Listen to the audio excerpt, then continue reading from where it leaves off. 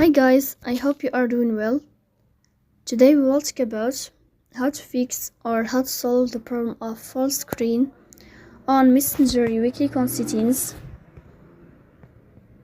In this page here you will go to apps, default apps, app settings. In this page you will search about the application of Messenger and you will click here. In this page of app info you will click on first stop and you will click OK. Here you will go to storage, then we click on clear cache. After that you will go to Play Store and then we'll update your app.